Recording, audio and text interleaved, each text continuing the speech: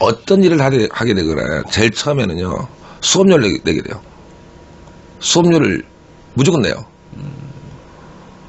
그렇죠. 그렇죠. 안정화가 되기 전까지 무조건 수업료를 내야 돼요. 그렇죠. 근데 그 수업료를 적게 내고 싶으면 주위 사람들하고 연대를 맺어야 돼요. 자꾸 귀동냥 다녀야 되고요. 자꾸 물어봐야 되고요.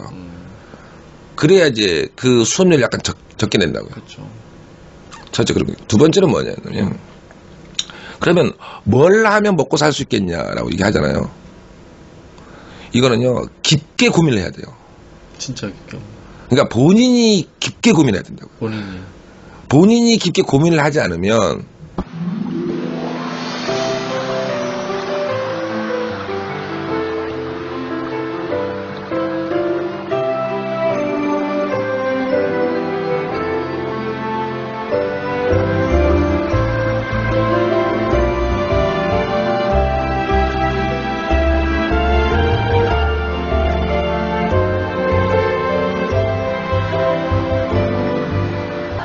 귀농귀촌에 대한 인터뷰는 서귀포 귀농귀촌 인터뷰에 이어서 두 번째 인터뷰입니다. 이제 제주의 농업 관련된 정보와 귀농귀촌에 대한 전반적인 이야기를 들어볼 수 있는 기회가 사실 많지가 않은 것 같습니다. 많지가 않고 이제 그러다 보니까 요 분야에 있어서 이야기를 해주실 분이 과연 누구일까 제가 고민을 많이 했는데 오늘 모실 분은 이제 제주 지역에서 농부로서 이 지역에서 영향력이 굉장히 많으신 분이시고 그리고 일찍부터 친환경 농업과 가공 분야에서 여러 가지 실적을 많이 내고 계신 분이십니다. 그리고 제주시의 농업경영인연합회 회장님을 맡고 계시고요. 여러 단체에서 활동을 하고 계신데요. 문근식 대표님, 이제주 영농조합법인의 문근식 대표님 오늘 나오셨고요. 대표님 간단히 소개를 좀 부탁드리겠습니다. 네, 반갑습니다. 사실 저한테 이런 인터뷰가 온 게 일단 영광이고요. 네. 뭐 저는 그냥 농민이에요. 그냥 농민이고 농민 중에서 약간 독특한 사고를 갖고 있는 농민이라서 많은 분들이 이제 이런저런 얘기들을 합니다. 그래서 잘된 것보다는 이제 제가 고생하고 실패했던 내용들에 대해서만 제가 좀 더 얘기 나누면 될 것 같아요. 네. 좋은 말씀이시고요. 제가 사실 대표님은 어떻게 알게 됐냐면 대표님 얼굴보다는 대표님 이미지를 먼저 알게 됐습니다. 그게 2011년이던가 이제 넥슨에서 이제 문화 카페를 열지 않았습니까? 그 문화 카페의 오픈식 날 보니까 이제 지역에 있는 로컬푸드를 좀 활용하겠다고 해서 이제 감귤 주스가 있었는데 그 감귤 주스에 그 바깥에 있는 이제 마크를 보니까 왠지 이제 대표님과 똑같이 생긴 이제 어떤 그 이미지가 있는 거예요. 그래서 야, 이분은 어떤 분이길래 넥슨에 있는 브랜드 문화 카페에 주스를 납품하시게 되셨는가 하는 게 저는 이제 굉장히 이제 궁금했었어요. 이제 그 이후로 대표님과 또 만나뵐 기회가 좀 있었는데, 대표님 또한 이제 아주대에 공대를 나오셨고, 이제 뭐 제주에서 또 뭐 이제 부모님이 육지에 가서 이제 성공을 하라 보내셨는데 대표님은 이제 내려오셨어요. 귀농을 이제 하셔서 이제 지금은 굉장히 많은 사업들을 일구고 계신데 어떤 계기로 해서 귀농을 하시게 되셨나요? 또 언제 하셨나요? 귀농은 아니고요. 가업농이에요. 그러니까 부모님이 농사를 짓고 계셨고 제 대학교 4학년 2학기 11월 1일 날 아버지가 뇌출혈로 쓰러졌어요. 그래서 11월 2일 날 내려왔는데 그 후로 못 올라갔어요. 그냥. 그리고 이제 농사를 짓게 된 계기는 뭐냐면 농사를 짓고 싶었어요. 그런데 이제 농사를 지으면 장가를 못 간다 가지고 위장 취업을 했죠. 예. 그래서 뭐 여기저기 좀 다니고 뭐 건설회사도까지 다니면서 제주에 와서요. 예, 와서. 그래서 이제 결혼을 하고 난 이후에 IMF가 터졌죠. 예. 그러니까 다행스럽게도 회사에서 이렇게 뭐 정리를 쭉 하는데 제가 자발적으로 농사 짓고 싶다고. 그래서 이제 회사를 그만두고 농사 짓게 된 게 2000년부터예요. 그러니까 99년 10월 1일 날 그만뒀으니 2000년부터 이제 실질적으로 농사 짓게 된 거죠. 그러면 지금 시간으로 보자면 한 15년 정도 네. 농사를 지으셨는데 사실 대부분의 이제 뭐 대부분이 가암농이겠죠. 가암농이고 뭐 어떤 분야에 있어서 농사를 30년 지었다. 저희 어머니 같은 경우에 뭐 40년 단감 농사 지었다.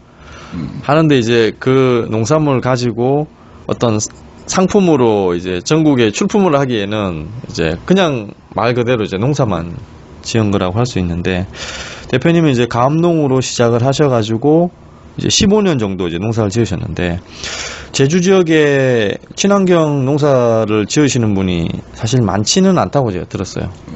예. 그러니까 이제 관행농을 워낙 많이 장려를 하다 보니까 친환경 농사가 많지가 않은데 또 부모님 때부터 친환경 농사를 지으신 건 아니시죠? 아니에요. 예. 그러면 친환경을 언제부터 시작하셨고 왜 이 어려운 친환경 농사를 시작하시게 되셨나요?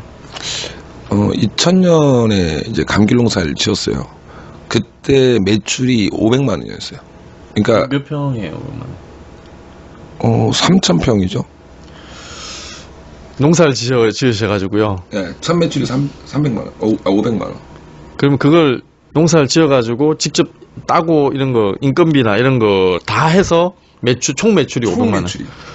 그러면 그냥 열려 있는 거를 그냥 밭대기로 넘기는 게 더 괜찮지 않았을까요?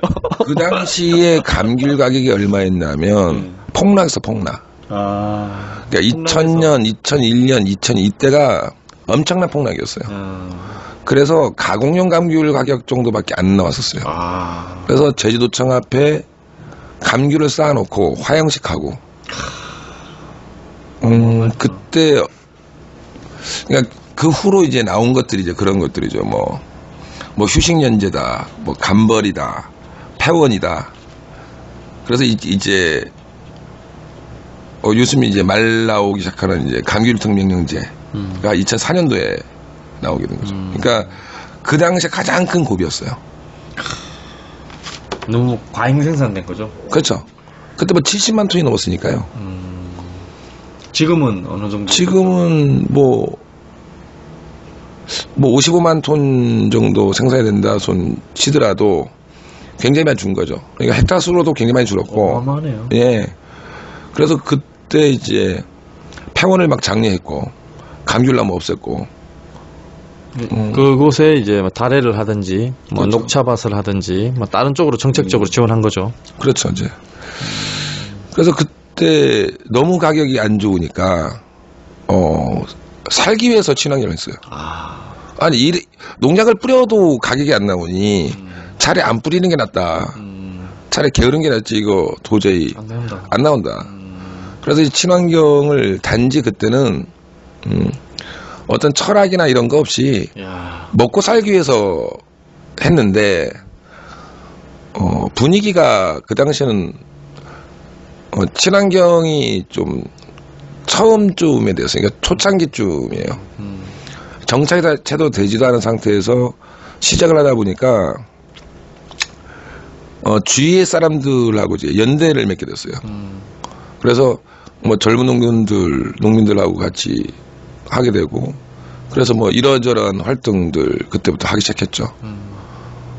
그리고 이제 그나마 저 같은 경우는 이제 대학이라도 나와서 뭐 이런저런 뭘 제주말로 이제 궁퉁이라고 그러는데 응용을 할 수 있는 부분들이 좀 있었는데 다른 농민들은 되게 힘들었어요. 그렇죠. 그래서 그러면서 이제 2002년도에 지금 이 법인 설립하게 된 거죠. 2002년도에. 예. 근데 이게 법인을 설립하기 독특해요. 이제 대부분의 농사를 짓는 분이 그러면 가업으로 물려받은 재산이 그러니까 어떤 토지나 이런 게 어느 정도 되셨나요? 그 당시 한 3,000평이었어요. 3,000평. 예. 3,000평이면 많지는 않네요. 예, 많지는 않아요.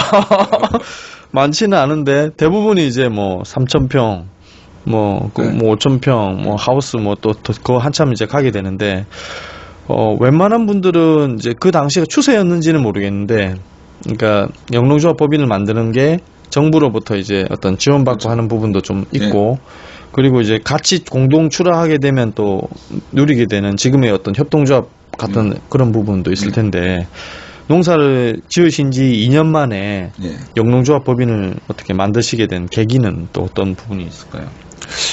그 당시에 온라인상에서 좀 2년이니까. 온라인상에서 가장 활발하게 움직이는 3명이 주축이 된 거예요. 키 농사를 짓고 있는 이용호 씨가 있었고요. 다음에 서귀포 한라봉 농사 짓고 있는 성화정 씨, 그리고 저 이렇게 3명이 그 당시에는 좀 잘 그쵸. 온라인 쪽으로는 이제 일명 꾸미 정도는 되는 거죠. 그래서 이제 법인명도 이제 이재주로 간 거예요.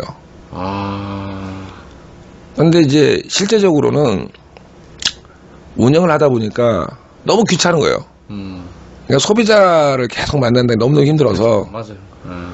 그전에 이제 B2C였는데 점점 B2B로 가는 거예요. 그래서 이제 쭉 하다가 어느 한순간에 유통을 손을 놔버렸어요.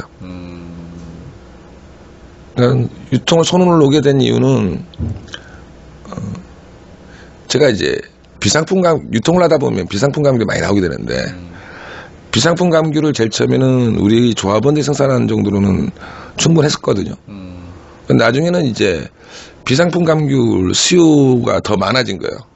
그래서 우리 조합원들 걸로는 도저히 안 되니 우리가 갖고 있는 거래처는 다른 단체에 이렇게 넘겨줘 버리고 거기에서 그 단체가 고민스러운 가공용 감귤만 우리가 다 수문을 해서 그래서 전처리 작업해가지고 올렸거든요.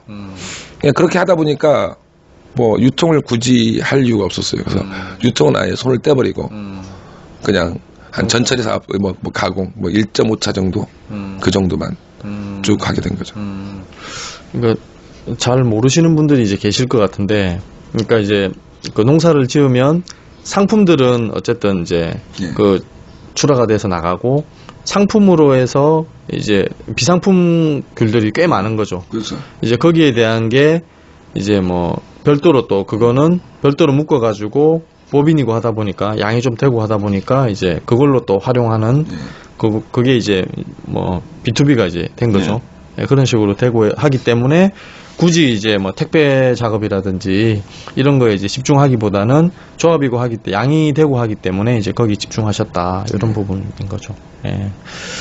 그러니까 생산하고 있는 지금 작물하고 또 가공품이 좀 다양한 것 같아요. 1차 생산 농산물을 이제 어떻게 선정할 것인가. 저는 이제 그게 제일 문제일 것 같거든요. 대부분이 귀농교육을 받고 하다 보면 뭐 다른 거 있냐? 그래도 뭐 제주도 농산물 귤이니까 귤로 가야지. 대부분이 그렇게 이야기를 하시는 것 같은데 대표님은 좀 독특해요. 왜 그러냐면 이제 친환경 귤도 좀 독특한데 어쨌든 진피 관련된 수입도 있으시죠. 그리고 레몬을 또 생산하고 계시는 거예요. 이거 도대체 어떻게 이거를 이제 뭐 사업적으로 풀어 나가신 건지 아니면 선정은 또 어떻게 하신 건지. 뭐 키위도 할 수 있는 거고 이제 다른 사람이 안 하는 거 지금 하고 있는 거예요, 어찌 보면. 네. 처음에는 이제 다 감귤밭이었어요. 애초에는 다 전부 다. 네.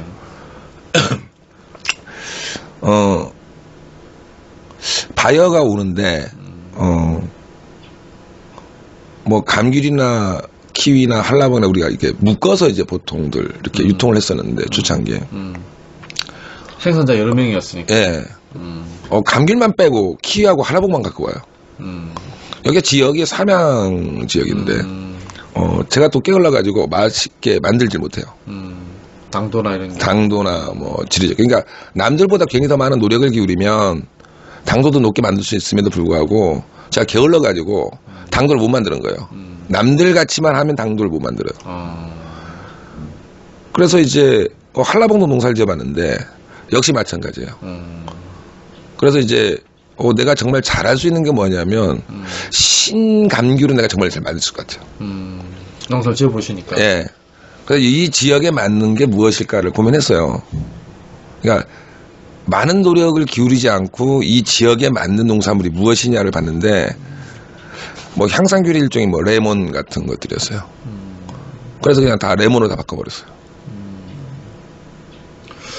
그러면 대부분의 이제 농민들은 사실 이제 그렇게 바꾸기가 힘들 것 같아요. 왜 그러냐면 이제 비슷한 종류기는 해도 이걸 어떻게 팔 거냐에 대한 부분, 그리고 내가 농사를 잘 지을 수 있을까. 이제 제일 중요한 거는 이제 대중 추수라고 해야 되나? 남들이 가니까 안전빵으로 가는 거죠. 근데 이제 선도를 해야 되는 분은 항상 이제 그 어떤 장애나 이런 것들을 먼저 입어야 되는 부분이잖아요. 장애물들을. 그래서 그런 부분에 있어서는 두렵고 하시진 않으셨는지. 어차피 누군가는 갈 거였고요. 그리고 항상 전 무슨 생각을 하냐면 퍼스트 앤드 베스트예요. 뭐 베스트가 돼요. 그래서 이제 어떤 작물이든 간에 역사가 얼마나 갖고 있냐. 예, 뭐 내공싸움인 것들이죠. 그렇게 됐고, 아무튼 저는 그렇게 딱히 뭐 어렵다라고 느끼지 않았어요. 왜 그러냐면 그 당시에도 레몬 수요는 좀 있었는데 거의 대부분이 다 외국에서 수입을 한 것들이고. 네, 맞아요. 근데 가격도 레몬은 비싸다고 하더라고요. 예, 그래서 그 정도 가격대면 친환경으로 이렇게 재배를 해서 하면 승산이 있을 것 같다. 그래서 뭐 지금 하고 있는데 지금은 굉장히 좋아요. 차라리. 어찌 보면 레몬 하는 농가들이 지금 아직은 많지 않기 때문에 제가 그쵸. 좀 이렇게 블루오션의 영역이 있는데 또 레몬 농가가 또 많아지면 또 이게 또 레드오션 바뀌어버리겠죠. 그렇죠. 그러니까 지금은 사업 쪽이니까 이렇게 크게 사람들이 오지 않아요. 근데 이게 산업화가 돼버리면 많은 사람들이 몰려들죠. 그래서 그럴 때는 또 여기서도 나름의 정책적인 그렇죠. 지원이나 그런 것들 그렇죠. 좀 더 고민해야 되는 예. 부분이고. 진피도 되게 저는 이제 쇼킹했어요. 대표님 몇 년 전에 사실 뵀었잖아요. 남들은 이제 뭐 어쨌든 굉장히 적은 돈이긴 하지만 당도를 올리든지 뭐 예를 들어 타이백을 깐다든지 뭐 그런 식으로 해서 뭐 물론 이제 친환경 쪽도 있긴 있었지만 많이 하시지도 않는데 거꾸로 이제 과피를 하는 것 자체가 저는 이제 굉장히 쇼킹이었거든요. 그리고 과피가 더 비싸. 예. 그러니까 이거는 이제 약용 쪽이기도 하고 사실 이제 수요 예측에 대한 부분을 또 고민했어야 되는 부분이고. 이거 어떻게 봐야 되나요? 이거 어떻게 이제 시작을 하시게 된 거고, 물론 이제 누군가 찾아왔겠죠, 대표님을. 저는 주로 그때 했던 사업이 뭐 냉동 감귤 사업이었어요. 그러니까 알맹이를 껍질을 벗겨서 알맹이를 냉동하는 사업이었어요. 그러니까 껍질은 부산물로 남게 되죠. 그러니까 냉동을 해서 그러면 착즙하는 거예요? 아니요. 그러니까 냉동 상태로 그래요. 알맹이를. 그러면 그걸 어떻게 해요? 거기는 이제 보통 녹즙 공장인데 매일매일 주스를 짜야 돼요. 희석식이 아니고. 그렇죠. 매일매일 주스를 짜야 되니 1년 내내 같은 맛을 내려 그러면 농산물을 냉동할 수밖에 없어요. 그렇죠. 그래서 저는 이제 그 당시에 냉동 감귤 처음 만든 거지. 그거는 그 시장은 있었던가요? 아니면 아니요. 그 시장 자체가 있었나요? 아니요, 없었어요. 그러면 납품처를 뚫으신 거예요? 뚫었죠. 카페나 이런 쪽 아니요. 말씀해 주실 수 있나요, 혹시? 네. 그 당시에 이롬이라는 회사가 녹즙 사업을 했었어요. 그래서 생식 뭐 하는. 그렇죠.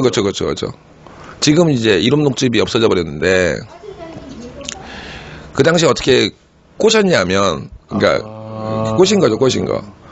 처음에는 이제 그냥 귤을 보냈어요.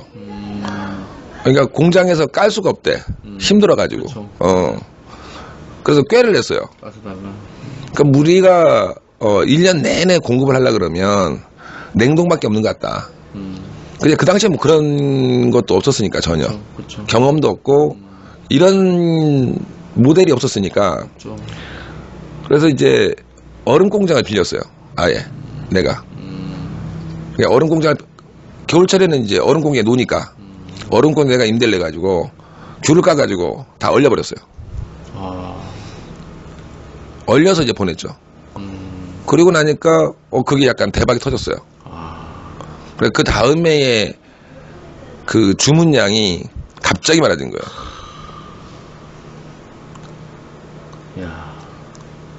그러니까 이제 껍질은 남게 되잖아요. 그렇죠. 첫 해는 준비가 안 돼 있어서 껍질을 다 버렸어요. 껍질을 버리고 나니까 토양에 가스 발생돼 가지고 농사가 안 돼요. 그래서 이거를 상품화 해야 돼. 버리는 것도 하는 게예요. 와, 진짜 리사이클에 선두주자였네요. 와. 그래서 그 다음에 건조기를 샀어요, 2대를.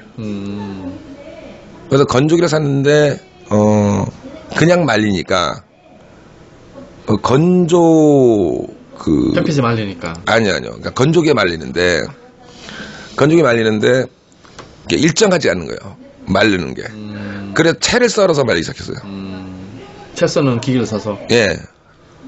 이게 균일화가 돼야 되는데 균일하지가 않은 거예요. 처음에는. 그래서 제일 처음에는 약간 버리기도 했죠. 그리고 이제 제가 만든 귤 껍질이 아무튼 국내에서 최고가고 제일 좋았어요. 그러니까 버틴 거예요. 난 이만큼 받아야 된다. 그래서 가장 큰 업체에서 왔었는데 뭐 가격을 좀 다운시켜 달라 그러니 괜찮아요. 저 그냥 거름으로 써도 되니까 걱정하지 마시라고. 어차피 예. 거기도 납품하고 하니까. 네. 어차피 필요 없는 거. 가격 낮추고 싶은 생각 없다. 생각 없다. 그래서 이제 2등 업체가 왔는데 바로 다 사가더라고요. 그냥 그 다음부터는 제가 물량 갖고 있는 게 제일 많으니, 그러니까 물량을 제일 많이 갖고 있으니까 뭐 어쩔 수가 없는 거예요. 뭐 1등 업체고 2등 업체고 3등 업체고 하네. 예전에는 한의원 같은 데서 아니면 뭐 시장 같은 데서 재래시장 같은 데서 할머니들이 말리고 그랬겠죠. 양이 그렇죠. 많지가 않은 거였을 거예요. 근데 이제 그게 일종의 이제 산업화가 되는 부분이고, 그걸 하는 게 이제 2가지 사업을 병행을 했기 때문에 또 그렇죠. 가능했던 거였고. 그렇게 되니까 감귤 유통을 할 이유가 없었던 거예요. 그리고 그 많은 양을 내가 수매를 하는데, 내가 유통을 하면요, 그 유통하는 업체들끼리 서로 경쟁이 돼서 이것도 공평한 게임이 안 돼요. 그래서 이제 그냥 냉동 감귤 사업만 한 거죠. 그냥 다음에 건조 사업하고 딱 2가지. 그래서 까고 말리고 얼리고만 하는 거예요. 농사 3,000평은 또 지으시면서 그 당시에. 그렇죠. 농사는 그렇죠. 농사는 지어야 되죠. 예. 어차피 이거는 뭐 한 겨울철에밖에 안 하는 거라서. 와, 이건 뭐 새로운 분야를 이제 어떻게 보면 만드셨는데, 물론 이제 그게 우리가 모든 농촌에서 산업화될 수 있는 거는 좀 아닌 것 같거든요. 근데 굉장히 이제 제가 보기에는 시장을 만드신 것 같아요. 그러니까 틈새 시장을. 그러면 저도 생각을 많이 하거든요. 이제 왜 그러냐면 이제 농산물만 하다 보니 농산물이 이제 굉장히 위험한 리스크가 큰 사업이지 않습니까? 왔다 갔다 가격도 출렁출렁하고 배송하면서 생기는 문제점들도 있는 거고. 근데 우리가 가공을 하기에는 굉장히 좀 어려운 부분이 있고. 그래서 좀 어떻게 보면 이 틈새 시장에서 또 하기 위해서는 그만큼 이제 또 리스크가 따르기도 하고 투자가 따르기도 하고 좀 그런 부분이 있는 것 같은데, 그렇게 이제 2가지로 병행을 해서 이제 진행을 해오시다가 본격적으로 이제 즙 생산에 대한 것까지 하신 거예요. 네. 지역 내에서. 이제 그 당시에, 그러니까 뭐 어떤 것도 넣지 않았기 때문에 유통기간은 굉장히 좀 짧았다라고 하는 부분 좀 있었고, 유리병도 있었고, 그러기 때문에 원가 자체가 좀 높았다. 제가 이제 느끼기로는. 지금은 이제 잼 가공 시설까지 이제 하고 계신데 분야를 굉장히 넓혀 오셨어요. 1차 가공에 대한 부분인데 사실 많은 분들도 1차 가공 정도도 이제 좀 어려운 부분이죠. 그러니까 예를 들어서 우리가 뭐 1차 가공이다라고 하면 제주도에서 가장 많이 하는 게 이제 뭐 고사리 같은, 우리 농사를 짓고 하긴 하지만 대부분 이렇게 따서 이제 된 부분인데, 그렇게 해서 이제 말리는 거 정도. 대표님은 근데 얼리고 말리고 이제 같이 하셨는데, 근데 지금은 이제 뭐 착즙이나 이제 잼까지 생산하고 있는 설비까지를 다 투자를 하셨어요. 투자를 하셨는데 이게 사실은 좀 쉽지 않으셨을 것 같아요. 그러니까 뭐 가격 부분에서나 아니면 어떤 뭐 시장에서나 또 유통에 대한 부분이나 쉽지 않은 부분인 것 같은데, 좀 어떻게 결심을 하시게 되셨나요? 주스에 대한 부분부터 한번 말씀 좀 듣고 싶습니다. 그때 그 당시에 제가 귀신에 홀렸던 것 같아요. 그러니까 가공은 하고 싶었는데 욕구만 있었던 것 같아요. 내가 그동안 뭐 외국인이 아니면 국내에도 많이 돌아다니면서 공부는 많이 했다라고 생각했는데 직접 해보니까 가공은요, 제조업은 식품 제조는 농민이 할 수 있는 권한이 아닌 것 같아요. 그러니까 부딪혀보니 만만한 게 아닌 거예요. 그러니까 농산물과 식품은 다르다는 걸 뼈지금 예. 다르다. 그리고 이제 기계 어차피 뭐 기계가 디테일하게 가지고 아주 잘 돌아가면 문제가 없었는데 초창기부터 버벅거리기 시작했어요. 그때가 이제 이명박 정부 때인데 아무튼 조기 발주 내고 조기 완공하라 그래서 아주 급하게만 했어요. 저 자신도 그거를 굉장히 디테일하게 잘 검토했다고 생각을 했는데 그러질 못했던 것들이 되게 많아요. 제가 한 사업 중에 제일 지금 후회하는 게 이 가공 사업이에요. 예, 그러니까 단순 가공 정도는 농민들이 할 수 있는 할 수 있는 영역을 생각을 하는데 2차 가공은 가능하면 하지 말라고 저는 얘기를 해요. 저는 그나마 부모님 잘 만나서 돈이라도 좀 이렇게 유산받은 게 좀 있어서 그래서 지금 무너지지 않은 거지 웬만한 사람은 다 무너져요. 그래서 저는 가능하면 하지 말라 그래요. 그리고 정 하고 싶으면 잘하는 곳하고 연계를 맺어서 잘하는 곳하고 예 연계를 맺어서 그쪽에다 차라리 OEM 주고 맡기는 게 낫지 본인이 직접 다 하려고 그러면 너무너무 힘든 거예요. 이게 왜 그러냐면 대기업하고 싸워야 되는 부분들인데 맞는 것 같습니다. 안 돼요. 그러니까 그럼 대기업하고 싸우고 싶지 않으면 틈새 시장을 봐야 되고요. 그 틈새 시장은 시장이 너무 작아요. 그렇죠. 산업화하기에 예 그냥 사업도 안 돼요. 그냥 장사 정도나 될까요? 그러니까 굉장히 조그만 규모로 된 거예요. 그럴 거라 그러면 구태여 식품 공장을 만들 필요는 없는 거예요. 우리 그냥 재고론처럼 그냥 고만고만해도 돼요. 차라리 그런 게 가장 리스크도 적고요. 편안해요. 그러면 이제 앞으로 어떤 것처럼요? 아까 이야기했던 재고론이나 뭐 이런 것들처럼 재고론 이렇게 어떤 거냐면 이렇게 즙 빠주고 뭐 내리고 뭐 이렇게 그 정도 설비로 그렇죠. 그러니까 그 정도는 즉석식품 가공업이라서 큰 영향력이 없어요. 이게 편안한 거죠. 근데 사람들이 욕심을 부리면 골치가 아픈 건데 저는 그 정도까지만 하라 그래요. 착유나 착즙 정도는 가능하다는 거죠. 그렇죠. 그러니까 그래서 꼭 대기업처럼 꼭 이렇게 매장에 팔 것처럼 하지 말라는 거예요. 그냥 자기가 갖고 있는 아니면 주위의 네트워크를 이용해서 주위 사람들하고 서로 나눠 먹는 형태. 그냥 주위 사람이 소개 정도에서 파는 정도에서 그쳐야지 이걸 매장에 팔 정도로 갈라 그러면 밑 빠진 녹이 계속 물 붓게요. 자본이 있든 그렇죠. 그게 뭐 인력 갖고 되는 게 아니야. 기술력이 있든. 예, 인력 갖고 되는 게 아니라서 그러다 보면 애초에는 이제 내가 생산한 농산물을 가지고 좀 이용해 보려고 조그맣게 시작을 한 건데 거꾸로 돼버리는 거죠. 거꾸로 돼버려요. 주객이 전도가 돼버려요. 너무 많은 돈이 들어가 버리니까 신경 안 쓸 수가 없는 거고. 안 쓸 수 없어요. 그래서 가능하면 자기 몸을 좀 가볍게 만들지 않으면 앞으로는 계속 힘들 거라는 거예요.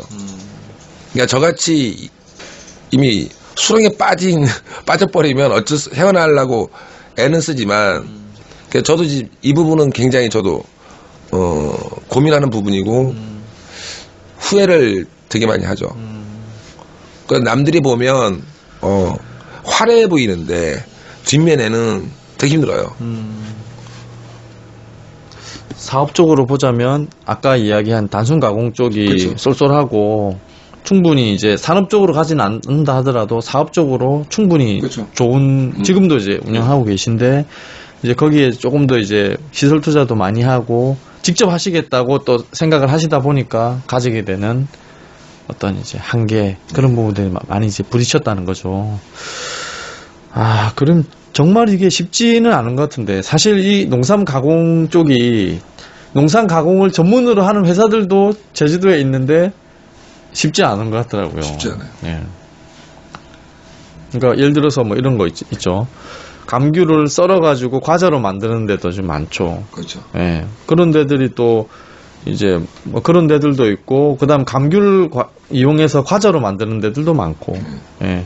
그다음에 그걸 이제 주스로 하는 데도 또 이제 굉장히 이제 많고 하다 보니까 지역 내에서는 굉장히 또 치열한데 또 이게 외부하고 연결이 돼서 이제 확대되고 하기에는 대기업들은 어차피 자기네 제조 시설과 유통망이 있고 그게 이제 그들이 보기에는 이건 상품성이 없기 때문에 진출 안 한 분야가 되는 부분인데 이제 우리끼리 어떻게 보면 이제 이런 힘들게 진행을 하고 있는 부분인데 그러면 가공 분야에서는 이제 그렇게 이야기를 좀 하셨네요. 예. 그러면 이런 건 있을 것 같아요. 만약에 이제 내가 그냥 농사만 짓는데 농사보다는 조금 이제 더 부가가치는 조금 높이고 싶다. 이제 그러면 가공 쪽에 어떤 가공 쪽으로 좀 가는 게 더 나을까요? 일단 단순 가공이 제일 좋아요. 단순 가공이. 일단 뭐 말리든 얼리든. 근데 가루라서 그것도 하지 말라는 거예요. 저는 가루를 내는 순간 그것도 식품이에요. 그때부터.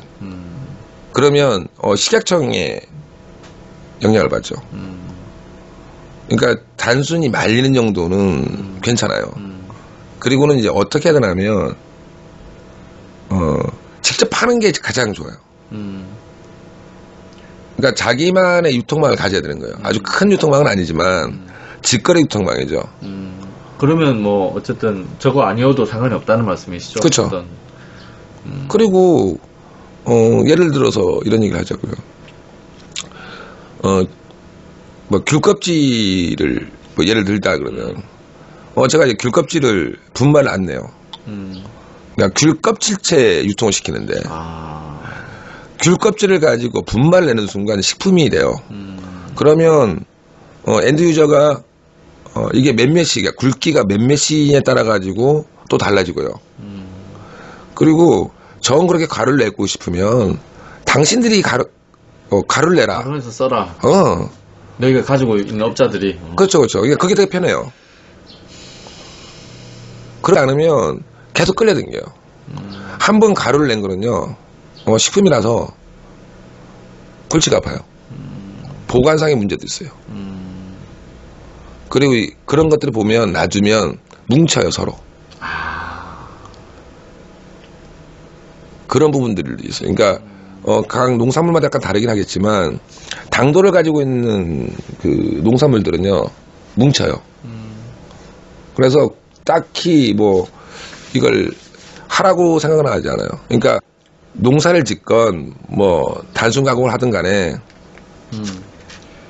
직거래라든가 아니면 뭐 지인들이 아니고 주의를 통해서 일반 도매시장에 내는 것보다는 약간 좀 더 뭐 높은 가격에 팔 수 있으면 그게 가장 좋은 게 아닌가. 근데 이제 많은 농민들이 그렇게 하기는 너무너무 어렵죠. 그렇죠. 이게 그것도 다 시간이 들어가야 되는 부분. 농사 짓기에도 정신 없는데. 그렇지. 거기다 다 시간을 또 뭐 농민들 중에 블로그 활동 열심히 하거나 사이버 농업인들 있죠. 근데 그게 다 대안은 아니긴 하죠. 그러니까 그것도 어차피 다 틈새라서. 근데 그렇게라도 노력을 하다 보면 다른 모습들이 이렇게 보게 돼요. 그러니까 원래는 감귤 유통이라든가, 그러니까 내가 생산한 감귤을 팔려고 그런 활동을 하다 보면 다른 길이 보일 때도 있어요. 감귤만을 보면 정말 이제 단편적인 걸 보게 되는데 이거를 팔기 위해서 다른 일들을 하다 보면 여기다 문화라고 하는 거를 붙이게 되고요. 그러다 보면 다양한 네트워크들이 이제 또 결합이 된다고. 그러면 내가 만들어내는 것들이 아니라 그 네트워크 형성된 데다가 내가 들어가기만 해도 되는 것들이고 그러면 이제 연대 힘들이 생긴다고요.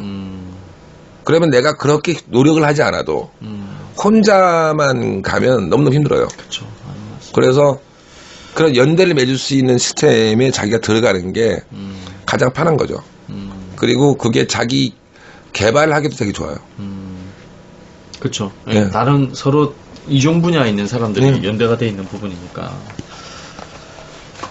그래서 대표님이 지금 굉장히 많은 활동을 하고 계세요. 그러니까 알아올래 우리가 이제 직거래 장터 요즘 뭐 이제 플리마켓 이야기를 많이 하는데 제주 지역의 농민들 주도로 해서 실제 이제 농산물이 제철 농산물이 판매되는 장터는 제가 보기에는 알아올래밖에 없는 것 같아요. 알아올래하고 그리고 대표님이 직접 만드셨는지는 모르겠지만 농업인들의 페이스북 포럼 그게 그 사이버 분야에서만 하는 게 아니고 실제 이제 강의로 연결되고 거기서 또 많은 분들이 와서 이야기를 듣고 그리고 제주시에 있는 뭐 해올렛 브랜드도 대표님이 또 같이 계신 걸로 알고 있는데 이렇게 다양한 조직과 또 여러 가지 어떤 이벤트들을 운영하고 계신데 먼저 어떤 것부터 이야기를 하는 게 좋을까요? 제일 첫 번째 생긴 게 그 전에도 많이 계시긴 하셨지만 이제 알아올래부터 이야기를 좀 하는 게 좋을 것 같아요.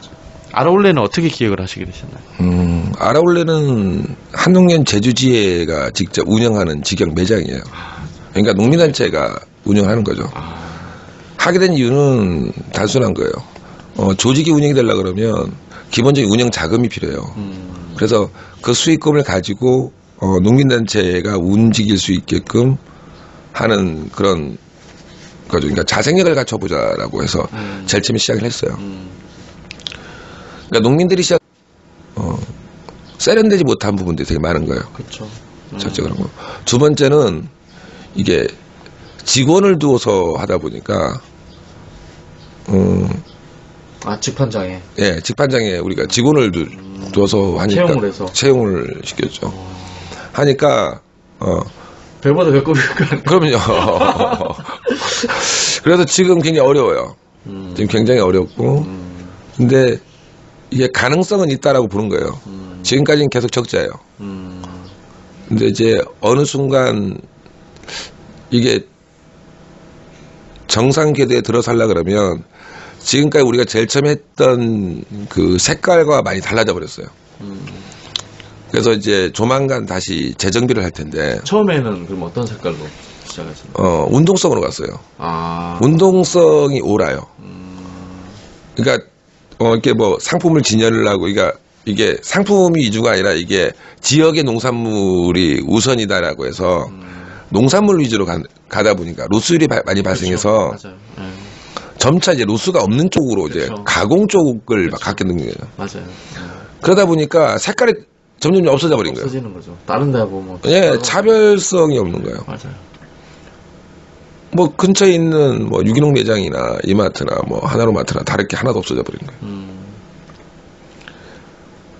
그래서 이제 거기다가 이제는 우리가 지역에서 생산하시는 할아버지나 할머니 뭐 이런 분들을 이제 발굴할 거라고요. 그렇죠. 그러니까 친환경이 중요한 게 아니라 정말 로컬을 찾을 거라고요. 이야기가 있는 생산자를 찾아서 그 생산자들의 이야기들을 그 안에서 풀어내려고 그래요. 앞으로는. 그러니까 지금까지 한 1년 약간 넘게 운영을 했는데 어떤 것 중에 하나는 뭐냐면 애초에 색깔로 지속적으로 가지 못했던 것들이에요. 이걸 우리가 사업으로 봤던 거예요. 사업으로 보니까 너무 색깔도 없으니 홍보할 방법도 없는 거예요. 그렇죠. 그래서 차라리 이렇게 될 거면 운동으로 가자. 원래 색깔대로 운동으로 가자. 운동으로 가다 보면 진정성이 나타날 것이고 지지하는 사람도 많을 거고. 그래서 이제 그렇게 가면 가능할 것이다라고 생각을 해요. 그래서 이제 조만간 재정비합니다. 그래서 그 안에 있는 것들 이제 뭐 가공품이나 이런 것들 거의 지금 이제 정리하고 있고요. 지금 이제 재정비하려고 지금 한 11월 달부터는 아마 재정비가 될 거예요. 그러면 사실 그렇게 운동성으로 가게 되면 더 많은 사람들이 또 도와줘야 되고, 그리고 이제 거기서 어떤 의미들을 우리가 뽑아낼 거냐에 대한 부분들, 그러니까 그런 부분들이 좀 중요한 것 같아요. 이제 왜 그러냐면 소비자들이 거기를 계속 고정적으로 찾는 소비자들이 이제 있어야 되고, 재고를 생각해가지고는 생물을 놓기 어려운데 결국 생물을 사기 위해서 오는 사람들을 고정적으로 만들어야 되는 부분이라고 보거든요. 저희 식판장도 마찬가지 문제고, 그래서 그런 부분들을 사실 사람이 되었던 이야기가 되었던 아니면 정책적으로 누군가 좀 계속해서 이제 지원을 하고 또 그게 활성화될 수 있도록 그게 좀 필요하지 않을까 생각이 들고요. 대표님, 그 농업 포럼은 저는 굉장히 이제 좋았습니다. 그러니까 김자경 박사님, 이제 태풍 때문에 저는 김자경 박사님 강의를 못 들었고, 그리고 그 누구지, 그 한동우 씨인가? 아니, 이름 안동우님, 그분에 대해서는 동쪽 지역의 분들한테도 이야기를 많이 들었거든요. 좋은 강사분들을 많이 이제 하고 만남의 기회를 이제 많이 하셨는데, 농업 포럼은 어떻게 해서 시작을 하시게 되었나요? 일단 제주시청에서 일단 도움을 줬어요. 우리 보고 농업 정책을 진짜 만들어 보라고 하는 거예요. 스스로.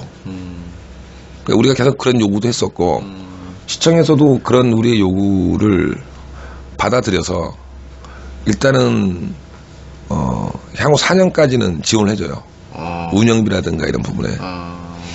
그래서 이제 강사 섭외비라든가 무슨 간단한 뭐 다과를 연다든가 뭐 자료를 만든다든가 뭐 이런 것들은 시청 도움으로 이제 우리가 그걸 운영을 해요. 그러면 이걸 하게 된 것들은 그런 거예요. 우리가 어떠한 주제를 정해놓고 심각하게 고민을 해본 적이 없어요. 파고. 그렇죠. 그러니까 가벼운 말들밖에 안 했던 거예요. 그동안 우리는. 뭐 제주 농업이라 그러면 농업을 통틀어 보니까 너무 광범위하니 할 말들은 다 수박 겉핥기 형태의 얘기밖에 안 나오는 거예요. 그러니까 가장 원론적인 얘기들이나 이런 것들밖에. 한 주제를 정해가지고 예를 들어서 이제 안동우 의원을 불렀을 때는 자, 농업 정책은 어떻게 반영이 만들어지며 예산은 디테일하게 어떻게 되는 건지 예산 것들을 쭉 듣죠. 도연 출신한테. 그렇죠. 그때도 이제 뭐 차국 씨도 와가지고 설명했던 어떤 온라인의 얘기라든가 뭐 김장희 박사 모셔가지고 했던 것들도 뭐냐면 로컬푸드가 무엇인지에 대한 얘기들. 그리고 간간히 공연도 좀 해요. 농민들이 농사일 뿐만이 아니라 문화라고 하는 것과 결합이 되지 않으면 여유로움이 없어요. 그렇죠. 여유로움이 없으면 잔치가기에 바쁘죠. 그렇죠. 매일 현상만 보게 돼요. 그렇죠. 흐름이라고 하는 걸 경험을 봐본 경험이 없으면 깊게 고민을 안 한다고요. 현상에 대해서만 얘기를 하니 그렇게 하지 말자라고 하는 것들이 좀 있는 거예요. 이제 10월 21일 날 대토론을 하는데 그때도 주제를 이제 한 4-5가지 정도 놓고 원탁회의를 할 건데요. 각각의 주제를 던져줄 거라고 약간 깊게. 그러니까 뭐 과수라 그러면 뭐 감귤 산업 전반을 얘기할 게 아니라 요즘에 이제 뜨는 얘기들이죠. 뭐 일본과를 출하해야 되냐 말아야 되느냐. 그쵸. 이런 거를 이제 그 안에서 붙여보는 거예요. 그러면 다양한 의견들이 나오겠죠. 그쵸. 그런 부분들을 쭉 정리를 하고 우리 스스로 정리를 하고 그리고 이걸 보고서로 만드는 형태를 띌 거라고요. 그러니까 활자화되지 않으면 계속 잊어져 버리니까 남지가 않는 거죠. 예. 그러니까 활자화 만들고 이거를 농민들한테 다시 나눠주고 하는 거를 계속 몇 번을 계속 하다 보면 교육은 역시 반복이 아닌가라고 생각합니다. 반복적이지 않으면 다 잊어져 버려요. 그 당시에는 이제 이게 중요하지라고 말을 하지만 그래서 이제 농업 포럼은 그런 형태로 갈 것이고 가능하다 그러면 이후에 어떤 형태로 될는지 모르겠지만 농업회의소까지도 바라봐요. 이런 모습들 계속 다지면 어느 정도의 내공이 생기고 이렇게 많은 사람들이 이렇게 관심을 가질 수 있으면 요게 농업회소 정도로. 농업회소가 어떤 농업화폐 뭐 말씀하시는 거예요? 아니요. 상공회소처럼 농업회소. 예, 상공인들이 상공회소 만들었잖아요. 그건 상공인들을 대변하는 조직들이죠. 그러면 이제 농업회소를 만들자고 하는 거예요. 농업인들을 위한, 그러니까 농업인들의 대변할 수 있는 조직이 없으니 지금은 이제 각 단체별로 농민단체들이 이렇게 그렇죠, 많아요. 네. 그런데 그 규합이 되지 않는 거예요. 그렇죠, 따로. 그리고 각 단체가 서로 운영하기도 바쁜 거예요. 자금력도 없고 막 이래서. 그래서 농업회소를 만들면 일단 국가재정이 약간 들어와요. 지방에서 돈이 들어올 거고. 그리고 전문위원을 이렇게 연구할 수 있는 사람하고. 그래서 상근자 드리고. 그래서 고민 한번 해봐라. 보고서 발간 계속 하고요. 그러다 보면 지금보다 좀 나아지지 않겠나. 그러면 농민들이 이렇게 사고하고 생각하는 관점의 문제가 좀 더 깊게 들어갈 거라고요. 지금은 너무 얇아서 현상 정도만 이렇게 보지 못하는 거예요.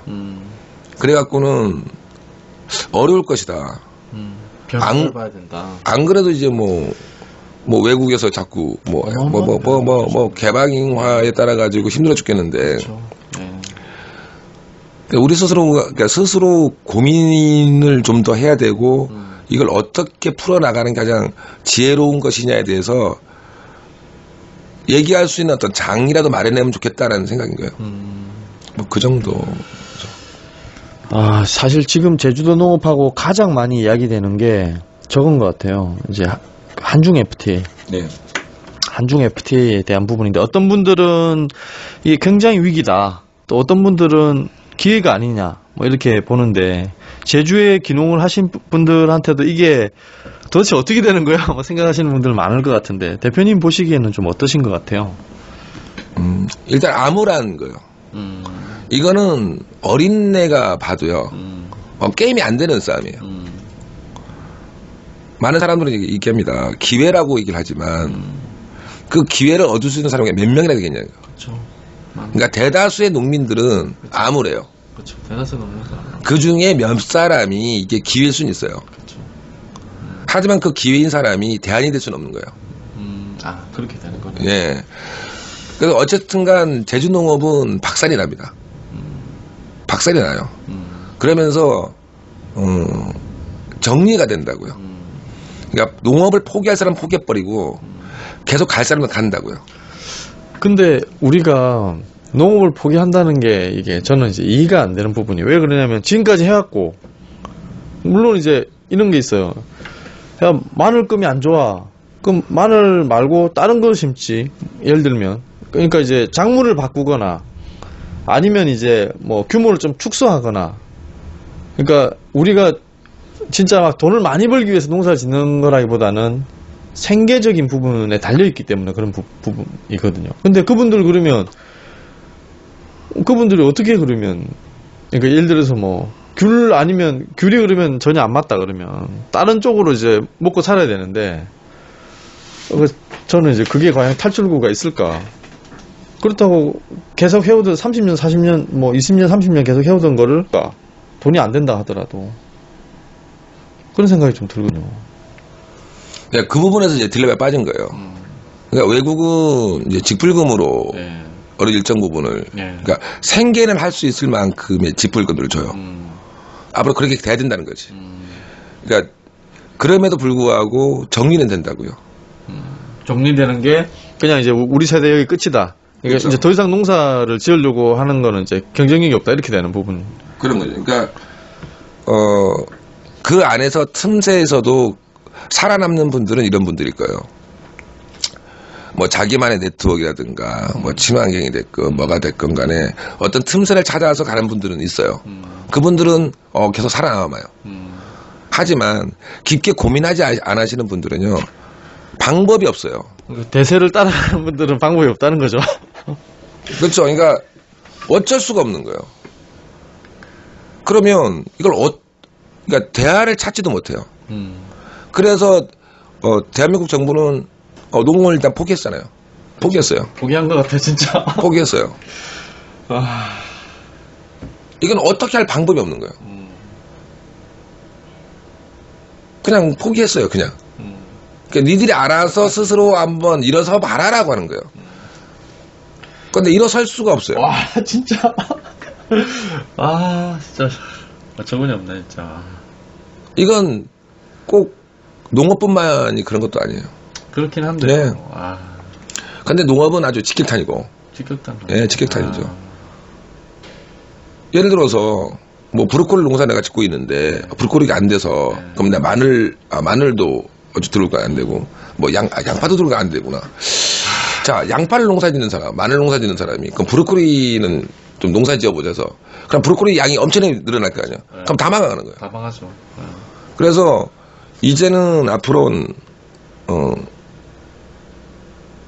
그 자기만의 색깔을 나타낼 수밖에 없는 것들밖에 안 되는 거예요. 그러니까 이럴 때일수록 뭐냐면 법적으로 만들어 보여야 되는 거예요. 큰 외식업을 하는 곳들이라든가 이런 것들은 법적으로 뭐 국내산 농산물에 대해를 그런 식으로. 그치 뭐 그러질 않으면 호텔도 마찬가지고요. 그냥 법으로 정해버려야 돼요. 그냥. 근데 정부가 그렇게 법으로 정할까 또 언제 정할까 그것만 바라볼 수는 없는 부분이고 그렇죠. 사실 대표님이 이제 지금 그 FTA 이야기 나오니까 굉장히 이제 암울한 이야기인데 사실 이 이야기를 이 팟캐스트를 들으실 분들은 난 제주에서 귀농을 한번 해볼까 그런 꿈을 키우고 계신 분이 또 많으실 거거든요. 그래서 그분들한테 이런 어려운 조건 속에서도 우리가 제주에서 농사를 짓는 것의 어떤 희망 또 가능성이 좀 큰 부분에 대한 걸 좀 말씀을 좀 해주셨으면 좋겠어요. 예를 들면 이제 작물에 대한 부분도 대표님이 레몬을 찾아내신 거잖아요. 그러니까 이제 본인의 어떤 감성이나 그리고 경험이나 이런 모든 걸 다 접목을 해봤을 때 그리고 이제 뭐 유통했었던 가공했었던 것까지 다 이제 저기 돼 있겠죠. 돼 있는데 이제 그걸로 선정을 하신 건데 다른 분들도 사실 이제 뭐 경험을 해봐야 이제 뭐 작물을 선택하고 할 테니까 안정적으로 제주에서 귀농을 하기 위한 어떤 방법이라든지 아니면 노하우라든지 그런 걸 좀 말씀. 어떤 일을 하게 되거나 제일 처음에는요 수업료를 내게 돼요. 수업료를 무조건 내요. 그렇죠. 그렇죠. 안정화가 되기 전까지 무조건 수업료를 내야 돼요. 그렇죠. 근데 그 수업료를 적게 내고 싶으면 주위 사람들하고 연대를 맺어야 돼요. 자꾸 귀동냥 다녀야 되고요. 자꾸 물어봐야 되고요. 그래야지 그 수업료를 약간 적게 낸다고요. 그렇죠. 첫째 그리고 두 번째는 뭐냐면 그러면 뭘 하면 먹고 살 수 있겠냐라고 얘기하잖아요. 이거는요 깊게 고민을 해야 돼요. 진짜 깊게. 그러니까 본인이 깊게 고민해야 된다고. 본인이 깊게 고민을 하지 않으면 남들이 하는 얘기를 듣고서는 안 되는 거예요. 그러니까 깊게 고민한 사람들은요 무조건 살아남아요. 그런데 깊게 고민을 하지 않으면 살아남을 수가 없어요. 그러니까 왜 그러냐면 남들이 하는 얘기를 가지고 자기가 움직이는 거라서. 그렇죠. 예. 깊게 고민을 하면 돌파구가 생겨요. 저도 어떤 한 분야에 대해서 내가 정말 낭떠러지에 와 있으면 고민한다고요. 그쵸. 아주 깊게. 잠을 잘 수가 없어요. 어떡하지? 그러면 해결 방법이 생겨요. 우리가 흔히들 그래요.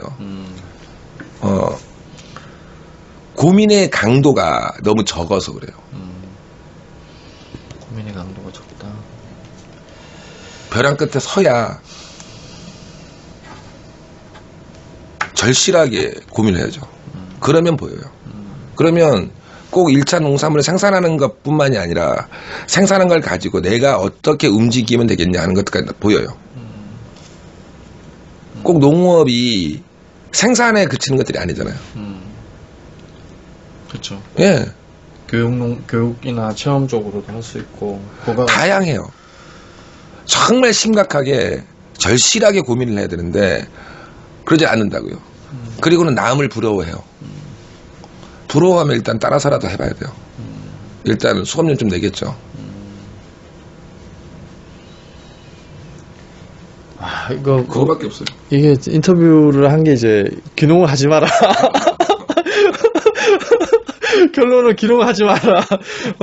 죽을 각오가 안 돼 있으면 이제 대부분은 귀농하려고 하는 사람들 이제 이런 좀 느슨한 생각이 있거든요. 예를 들어서 뭐 이제 퇴직도 했고 한 뭐 3,000평 정도 사가지고 그냥 설렁설렁 이제 지어야지 이런 생각 하는데 저희 이제 집 아파트 2층에 이제 뭐 돈도 좀 있고 하니까 3,000평을 샀대요. 부부 2명이서 하는데 농사를 배운 적도 없고 아저씨가 맨날 주무시다가 알으시는 거예요. 주무시다가 아야야 하는 소리가 계속 들리는 거예요. 왜 농사 근육은 또 다르니까. 그래서 이분이 이제 그냥 설렁설렁 하면 될 줄 알았는데 이제 또 나오는 것들 또 팔아야 되잖아요. 근데 또 그걸 수확할 사람이 없는 거예요, 또. 이게 완전히 뭐, 그러니까 그런 거에 대한 고민이 이제 덜 했다는 거죠. 예. 근데 이제 그런 분들이 그렇게만 생각해가지고 들어와가지고는 해결책이 없다. 아예 그거 없다고 생각하고 난 투자하겠다 그냥 그런 생각이면 모르겠는데 그게 아니고 이걸 운용을 해가 내가 이제 우리 가족들을 건사해야 된다 하는 생각으로는 굉장히 어려운 지금 산업이다. 근데 제주도에서는 1차 산업이 어쨌든 근간 산업이잖아요. 예. 근간 산업이고. 그러면 대표님 이제 어쨌든 연대하고 또 수업료를 내고 그리고 이제 또 굉장히 깊게 완전히 파서 이제 작물 선택에 대한 부분이든 이제 해야 된다고 아셨는데 정책적으로 아니면 뭐 한농연이라고 하는 뭐 단체에서 아니면 대표님이 가입한 다른 단체에서 이렇게 뭐 지원해주고 하는 컨설팅 해주고 하는 프로그램 같은 게 좀 있나요? 일단 정부에서 해주는 건 있어요. 뭐 컨설팅들이죠. 그런데 그런 컨설팅들은 뭐냐면 컨설턴트가 농업인이 아니에요. 문제가 그거예요. 문제가 컨설턴트가 농업인이 아니기 때문에 원론적인 얘기만 해요. 잘 몰라요. 교과서 이야기만 하는 거죠. 그리고 다른 데의 잘된 모델들을 얘기해요. 그렇죠. 그것만 가져오는 거죠. 네, 그것만 가져와요. 과정을 하나도 얘기 안 하고 잘 됐다더라. 그렇지. 뭐 카드라 맞는 게 카드라. 참 걱정이 그런 거예요. 그래서 사람들이 그것만 보고 와요. 얼마나 힘든지를 몰라. 그렇죠. 그래서 정말 성공을 하고 싶다 그러면 그런 곳에 가서 돈을 내면서라도 그 안에 들어가가지고 노동을 하면서 배워야 돼요. 잘 물어봐야 되는 거예요. 맞아요, 맞는 얘기.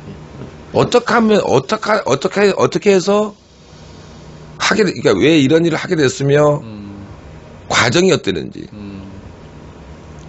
그런 것도 제일 중요한 거예요. 결과 지금 보이는 화려한 뭐 앞의 모습만 봐서 핵심이죠, 핵심. 예. 핵심이죠. 뭐 컨설팅들 하죠. 근데 그 사람들이 결코 모르죠. 몰라요. 그리고 같은 농민들이 할지라도 각각 경우가 다 달라요. 어떤 사람 경제적 여유가 있는 사람도 있을 거고 없는 사람도 있을 것이고 땅이 많은 사람도 있을 것이고 아예 없는 사람도 있을 것이고 왜 그러냐면 그러니까 같은 농민이 컨설팅 해주더라도 각각의 환경들이 다 달라서 어쨌거나 자기 스스로가 고민을 하고 파헤치고 들어다니고 이러면서 스스로 역량을 키우지 않으면 남들이 주는 것 같고는요 택도 없죠. 택도 없어요. 어느 정도는 이제 근간은 이제 가져가겠죠. 아웃라인 정도는 밑그림 정도는 그릴 수 있겠지만 그 안에 세부적으로 색칠을 하고 어떤 색을 넣어야 될지 뭐 이런 것들은 본인 스스로가 다 해야 되는 거예요. 와, 진짜 어려운 부분이에요. 진짜 정말. 육지에 계시던 분이 농사를 또 짓지도 않으시고 또 제주도 와서 농사를 배워서 또 특정 마을 지역까지 선택을 해야 되고 농지를 구입을 해서 거기서 수확은 일단은 몇 년 동안 기대는 못하고 어쨌든 돈은 계속 쏟아부어야 되는 부분이고 그분들이 뭐 쉽지 않은 결정이고 또 그런 마음가짐일 것 같은데 마지막으로 그분들이 또 성공하기 위해서 혹시 대표님이 조금 뭐 아라올레 장터라든지 농업인 포럼에서 조금 이렇게 이제 뭐 도움을 주실 수 있는지, 그리고 농업인 포럼은 어떻게 가입을 할 수 있는 건지, 누구나 가입을 할 수 있는 건지, 이런 부분도 말씀 좀 해주십시오.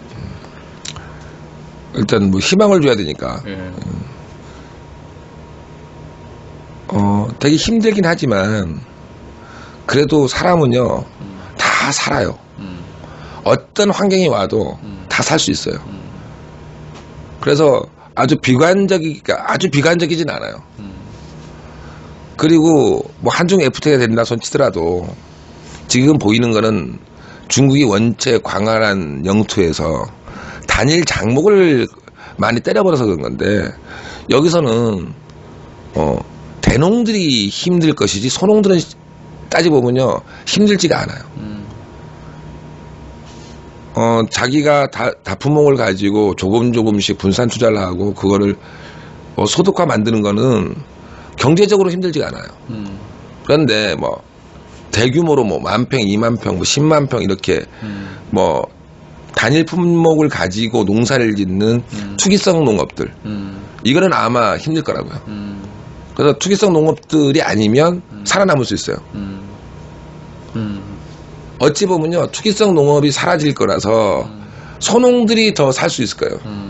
그러니까 요건 희망이에요. 작게 하면서 이제 좀 분산 투자하시고. 그렇죠.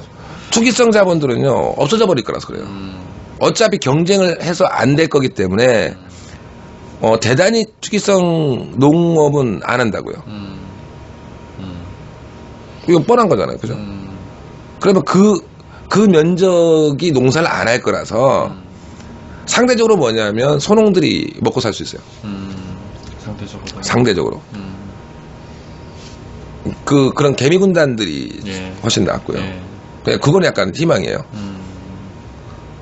지금 대한민국의 농산물 유통의 큰 손들은 거의 대부분이 상인들이고, 그렇죠. 대규모로 하잖아요. 그렇죠. 그게 없어져요. 직거래로 이제 앞으로 그렇죠. 그런 부분에 대한 가능성, 그런 가능성은 있고. 그리고 뭐 농업 포럼은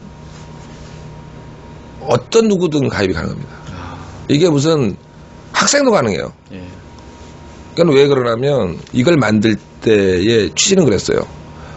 농업인들만의 모임으로 만든 게 아니에요.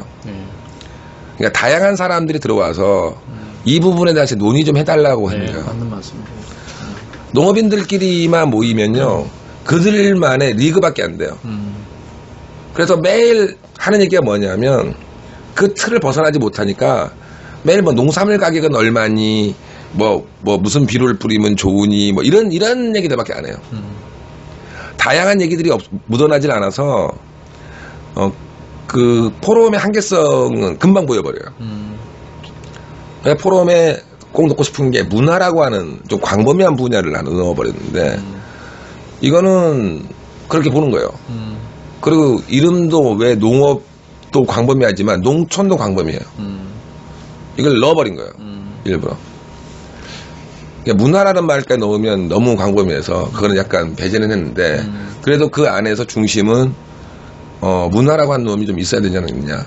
그래서 다양한 계층들 뭐 구분하지 않습니다. 그냥 와서 어쨌든 그 농민들, 제주 농민들이 주축으로 돼서 제주 농업에 대해서 고민하는 다양한 사람들이 이야기를 나눌 수 있다는 점에서, 그리고 그게 사이버에만 있는 게 아니고 실체적으로 이제 포럼을 개최를 하고 그게 제주시의 정책적으로 지원을 받아서 어떤 결과물로 또 만든다는 점에서 이제 저는 굉장히 좋은 프로그램이라고 생각하고, 거기에 이제 가입을 하실 때는 페이스북에 제주 농업 농촌 포럼, 제주 농업 농촌 포럼에 가입을 하시고 문근식 대표님을 찾으시면 되겠네요, 그죠? 예.